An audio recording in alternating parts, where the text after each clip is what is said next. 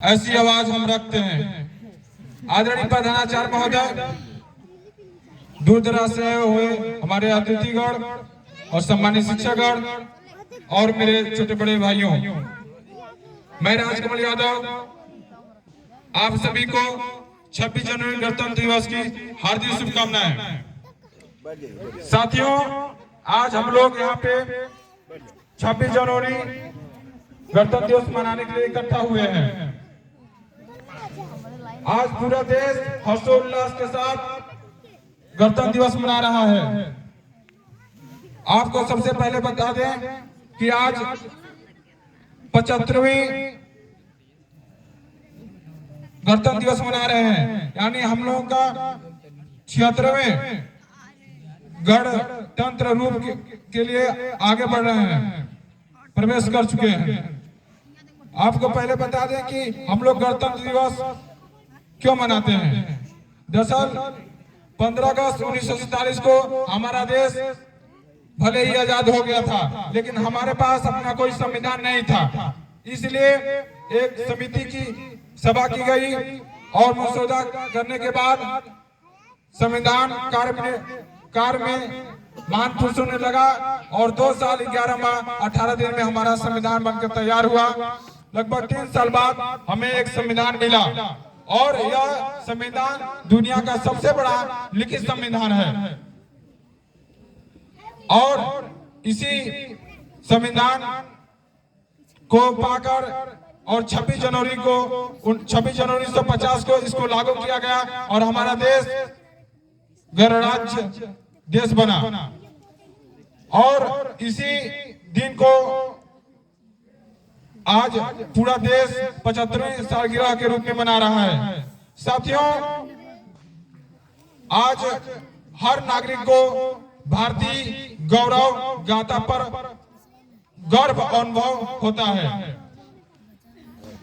देश आजाद होने के बाद हम भारतीयों ने बेशुमार उपलब्धियां हासिल की हैं और आज उन उपलब्धियों का जश्न और उत्सव मनाने का यह दिन है और उन महान स्वतंत्रता सेनानियों को याद करने का दिन है जिन्होंने अपनी प्राण की आहुति दे दी, जैसे भगत सिंह, सुखदेव, राजगुरु, चंद्रशेखर आजाद और तमाम ऐसे वीरों ने जिन्होंने अपने प्राण की आहुति दे दी और हमारे देश को आजाद कराया। और उन महान पुरुषों को भी नहीं भूलना चाहिए जिसने हमारे संविधान निर्माण में अपना योगदान दिया है। और हम और हमारा देश बाबा साहेब डॉक्टर भीमराव अम्बेडकर का सदैव ऋणी रहेगा, जिन्होंने संविधान बनाने में अहम भूमिका निभाई है।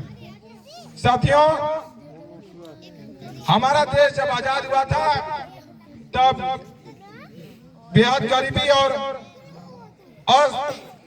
शिक्षा के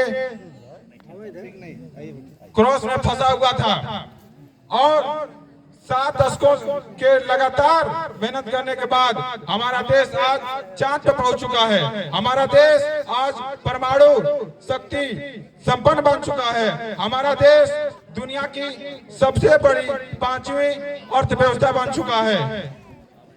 हमारा देश विकसित देशों के लिस्ट में शामिल होने के दहलीज पर है। कोविड-19 महामारी में विश्व भर की अर्थव्यवस्था खराब हो गई थी और भारत की भी अर्थव्यवस्था में क्षति पहुंची, लेकिन बहुत ही कम दिनों में हम लोग उस मंदी से बाहर आए और फिर हम लोग विकास की यात्रा पर शुरू हो गए।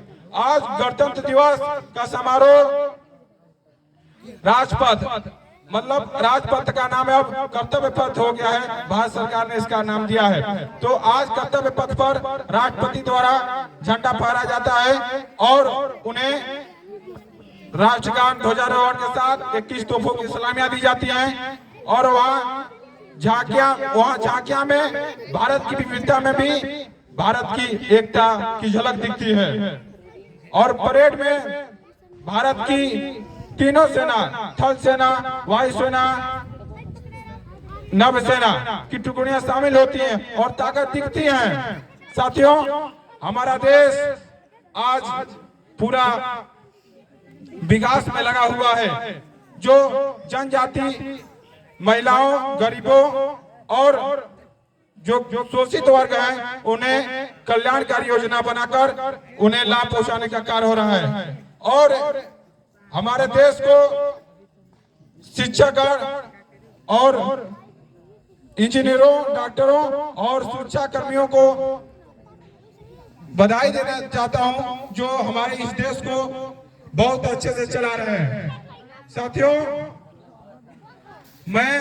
हम सभी को आज अपराध, हिंसा, भ्रष्टाचार, बेरोजगारी, आत्महत्या जैसे अनेक समस्याओं को खत्म करने का संकल्प लेना चाहिए। और जब तक ये सब खत्म नहीं होंगे तब तक हमारे स्वतंत्रता सेनानी महापुरुषों का सपना पूरा नहीं होंगे। इसके साथ ही हमें अपने इलाके का स्वच्छता पर ध्यान देना चाहिए और हमें भारत स्वच्छ अभियान का भी ध्यान रखना चाहिए। अपने वाणी को विराम देते हुए अंतिम बार मैं आपको फिर से 26 जनवरी गणतंत्र दिवस की हार्दिक शुभकामनाएं और बधाई देता हूं। जय हिंद, जय भारत।